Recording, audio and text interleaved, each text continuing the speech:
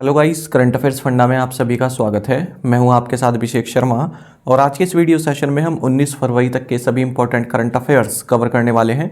हमेशा की तरह आप इस वीडियो को अंत तक जरूर देखिएगा। आज भी आपको काफ़ी कुछ जानने के लिए मिलेगा।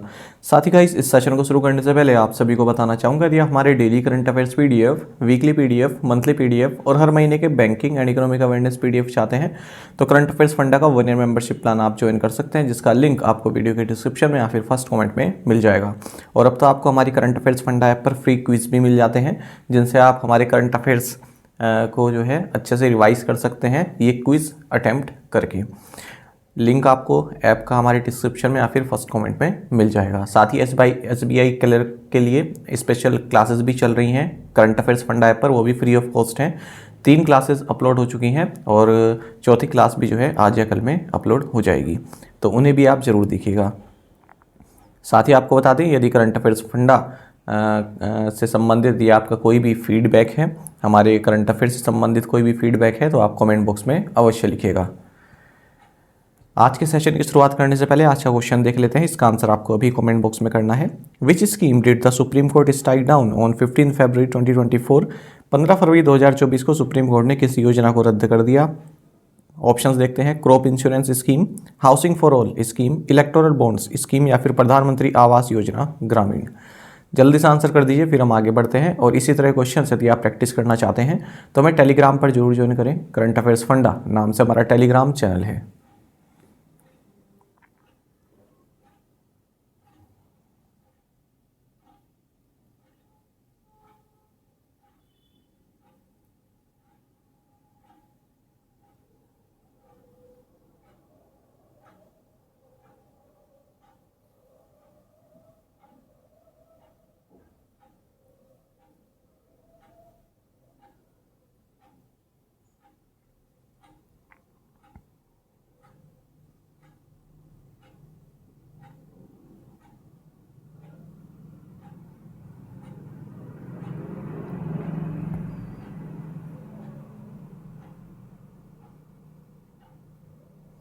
Which team von SA20 2020 cricket league in south Africa? दक्षिण अफ्रीका में SA20 2020 क्रिकेट लीग किस टीम ने जीती? ऑप्शंस आपके सामने हैं। सही आंसर ऑप्शन डी रहेगा, सनराइजर्स ईस्टर्न केप। आपको जानना चाहिए सनराइजर ईस्टर्न केप, जिसे कैप्टन एडन मार्करम है, इन्होंने सक्सेसफुली साउथ अफ्रीका 2024 टाइटल अपना डिफेंड किया, यानी कि पिछली बार भी यही लोग इस टाइटल को जीते थे और फाइनल में इन्होंने इस बार हराया है डरबन सुपर जायंट्स को।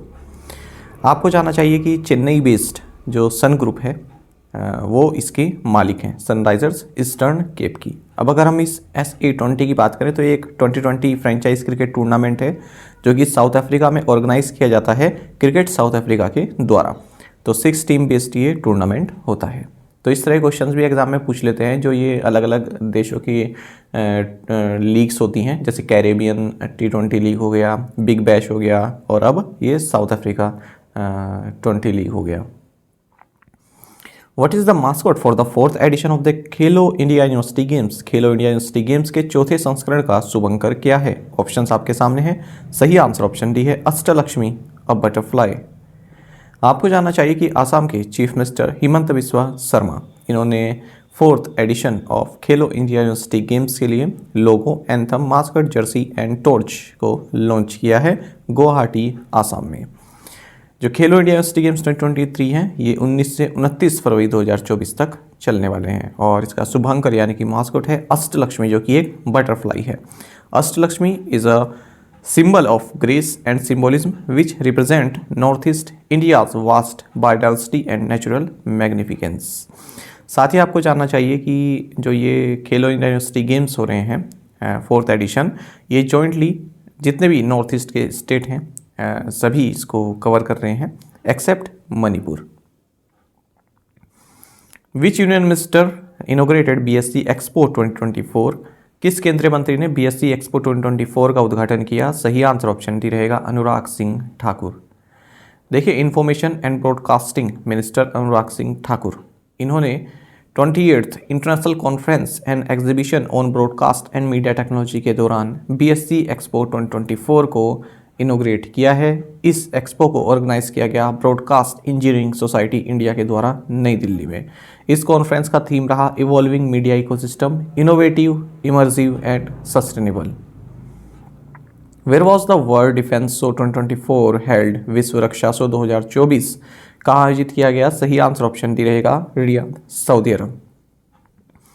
देखिए वर्ल्ड डिफेंस शो 2024 का जो सेकंड एडिशन है ये Riyadh international convention and exhibition centre Riyadh, Saudi Arabia में संपन्न हुआ। इसको ऑर्गेनाइज किया गया general authority for military industries के द्वारा, जो कि सऊदी अरबिया में जो मिलिट्री इंडस्ट्री है उसका रेगुलेटर है।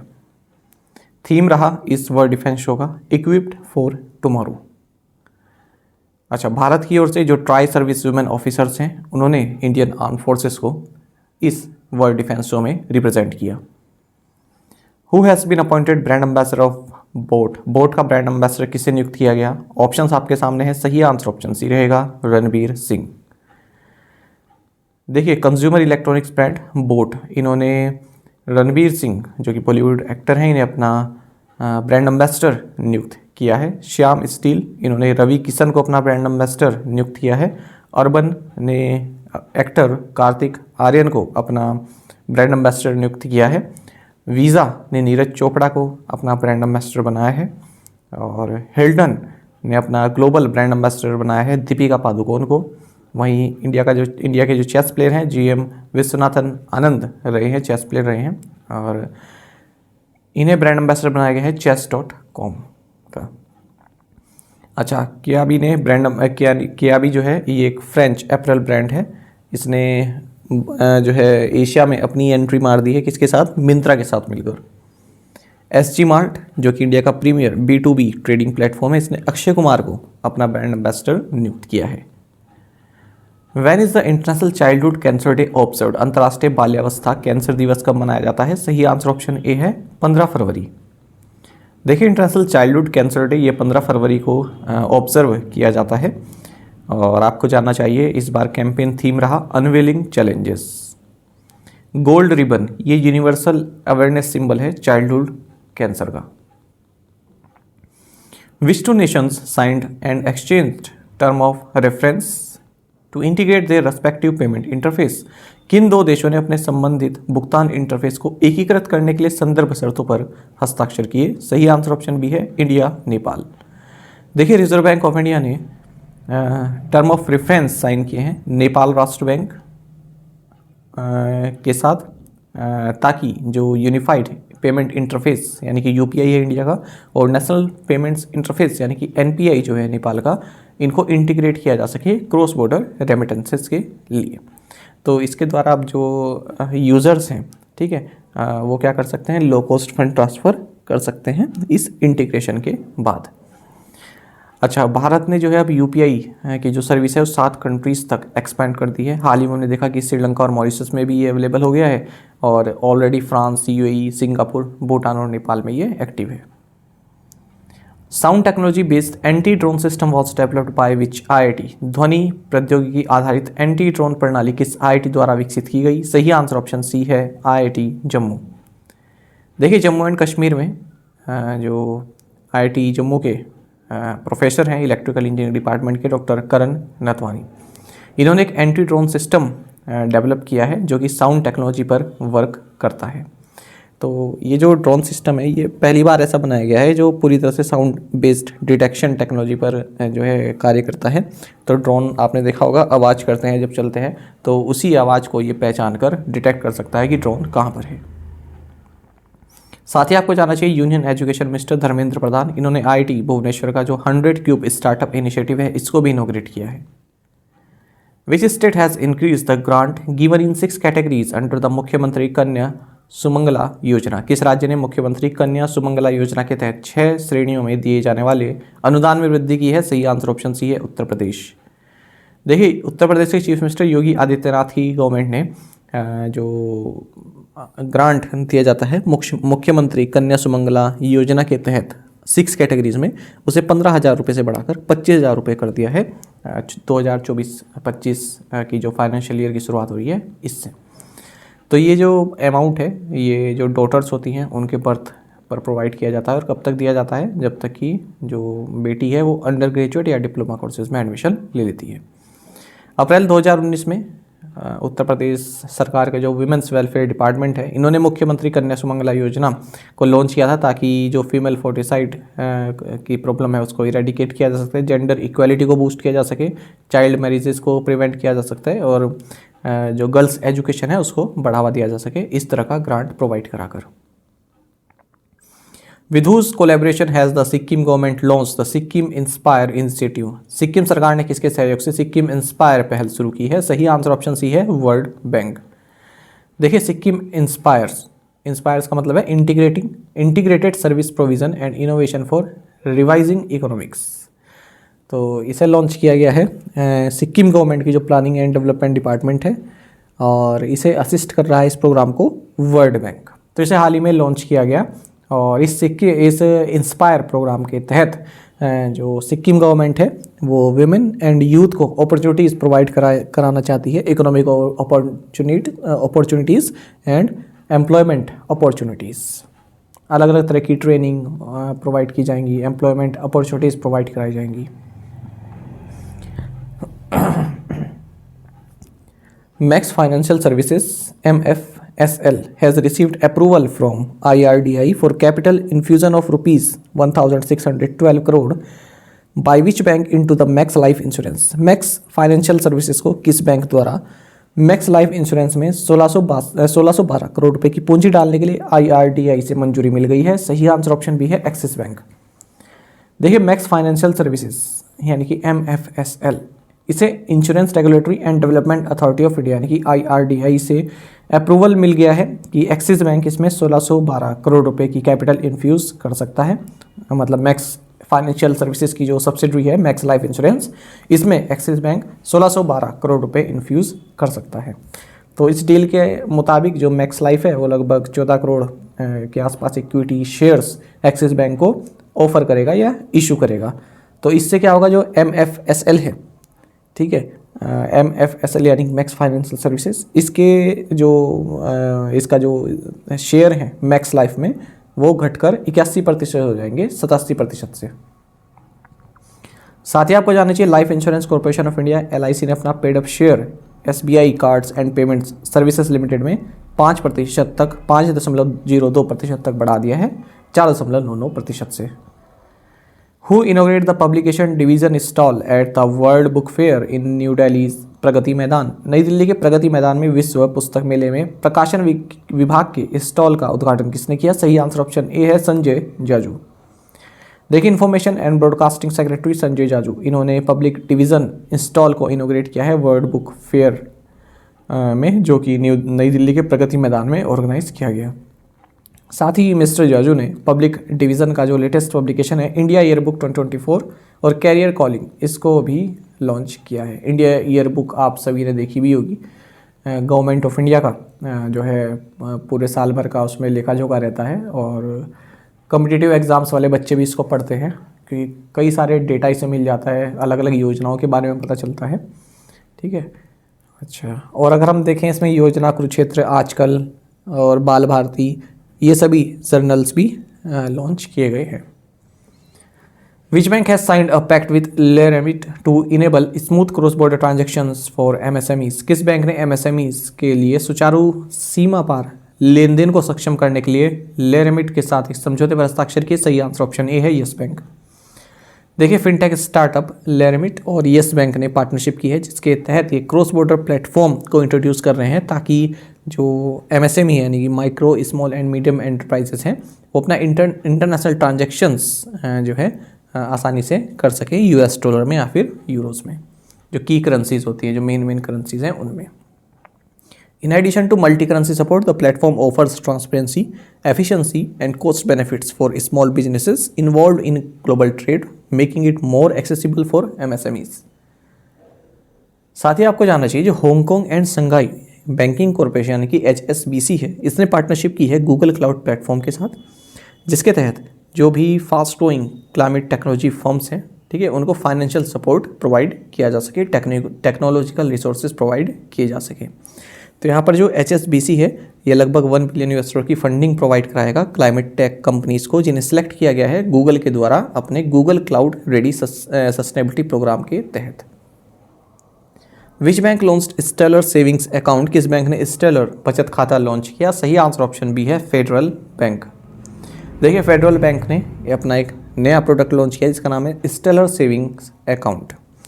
तो और इसको लॉन्च जो ये स्टेलर सेविंग अकाउंट है इसके तहत फिर एक स्टेलर डेबिट कार्ड भी दिया जा रहा है which is powered by master card.